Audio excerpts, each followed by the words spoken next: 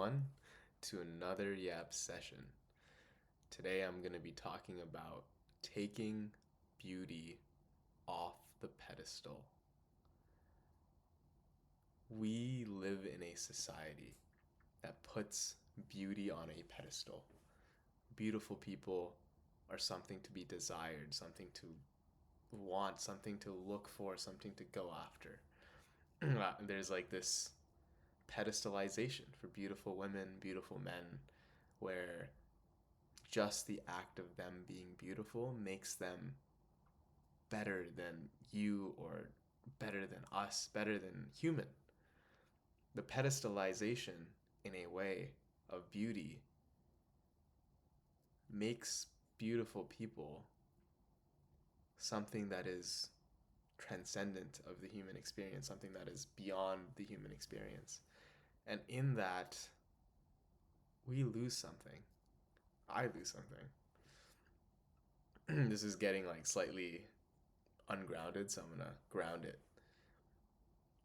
To connect to a human being, you have to be in contact, to be with them in an experience. And you every time you put something on a pedestal, you're putting them above you. You're no longer able to look at them in the eyes. You have to look up. It's not with you anymore. You're not with them. You're below them. You're separated from them. There is a sense of separation that comes from creating specialness in anything.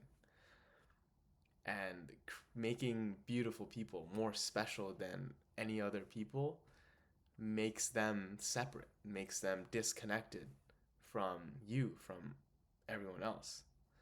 And in the act of making them disconnected, it's hard to be with them. And if you can't be with someone, then it's just like a shit experience. It's not fun to be with someone who's not with you, or can't be with you fully. It's a very pleasant experience to have a sense of connection, to feel a sense of connection, and that comes from being with someone, their whole self. And if someone is beautiful and you put them on a pedestal because of their beauty, you can't be with them anymore. You treat them differently. You can't be yourself with them because they're special. And that means there's something in you that's not special. Like if someone is special and you're like putting them above you, like there's something in you that you are seeing as not special, not worthy of their connection. And I feel like I still have that. I'm like working through my own, like unwinding the specialness I put on top of beautiful people, learning to take beautiful people off a pedestal. And it has been such a joy. I talked about dance a few videos ago, and oh my god, it's so fucking fun and it's so connecting, and I still crash out so much when I go to dance and when I experience dance and when I dance with beautiful people. I've been going contact improv recently, which is like you like slowly touch hands and then you like move while feeling the contact of the other person and like flowing with the contact, however your body is moving you. And when you're doing that, like, I don't know, people who do contact improv are there's a lot of beautiful women who go, and there's like so much insecurity that comes up for me, and I just get to feel it. I get to feel my insecurities. I get to grieve my insecurities. I get to experience how I've been creating this sense of separation between me and this other human being because they're beautiful, instead of treating them like another human being who shits and eats, and connecting with them like another human being who shits and eats. And dancing has been such an amazing opportunity to like see and connect with all these beautiful people and treat them like people. And to do that, I really do need to feel through the grief of having put them on a pedestal, having made them special or separate. I need to like feel through that, the grief of having done that. And I'm noticing like the mundane connected nature of beauty. It's like everything is beautiful. Like I'm beautiful, you're beautiful.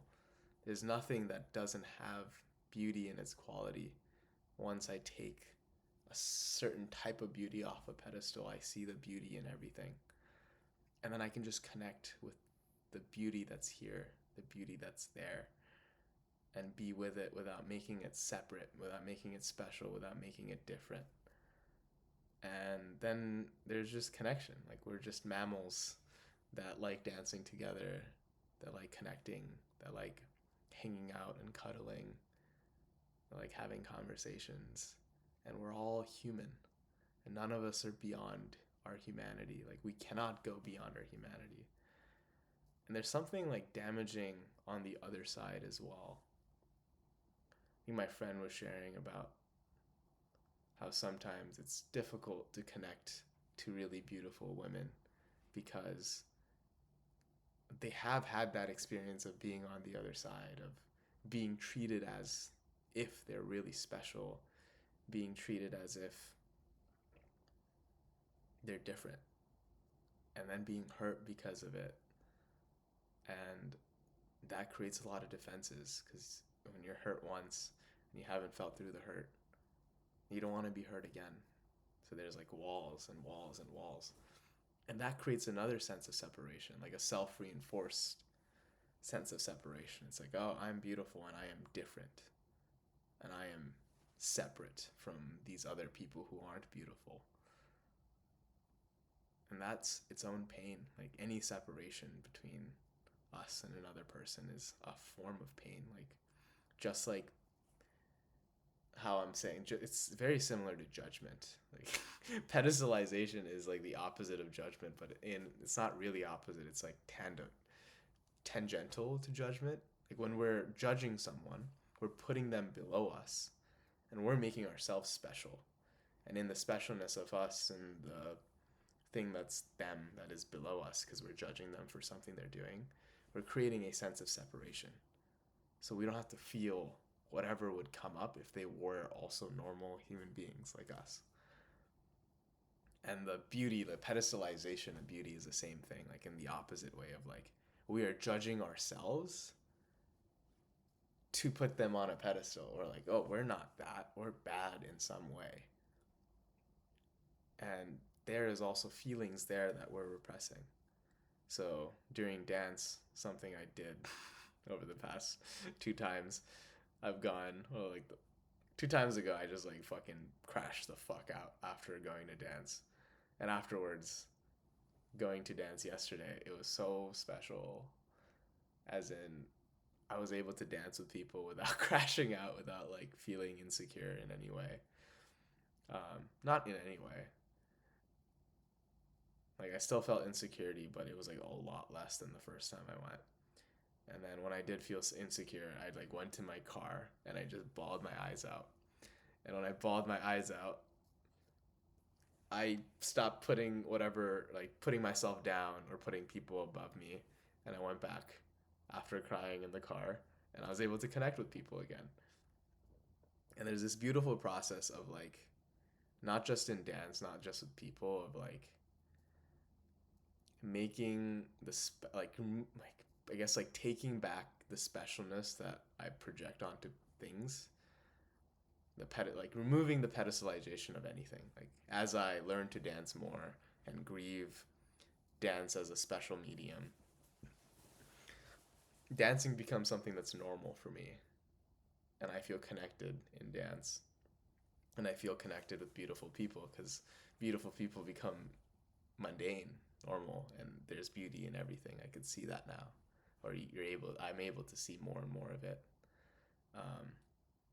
But there's also comes to like other skills. Like if I'm putting like artistic talent on a pedestal, and it's very hard for me to see myself as being able to do that because they are special. They're above me in some way, and I can't get there.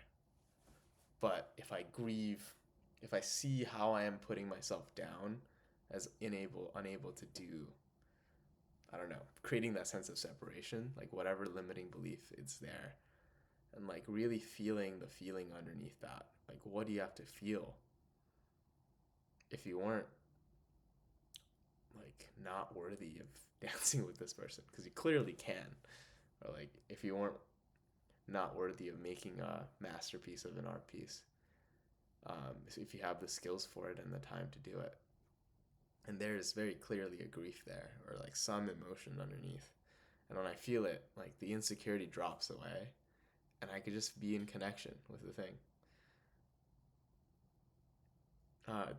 It's so simple.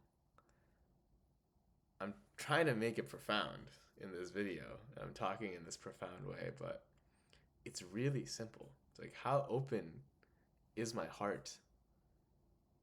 How much am I in connection with the thing, with the person, with the skill, with the activity? And if I'm not in connection, if I'm not in open-hearted love with the thing, how am I separating myself? How am I creating this sense of separation between me and the thing? Me and the person, me and the beautiful person, me and the skill, me and the whatever the fuck. And then what would I have to feel to actually be in connection, to have an open heart towards this person that I'm judging, that I'm putting on a pedestal, with this skill, while doing this skill? And then when you can have an open heart, when you're in love, when you can love yourself while doing something magical, I mean, it just happens. Like, it is just an unfolding. Life just takes care of itself.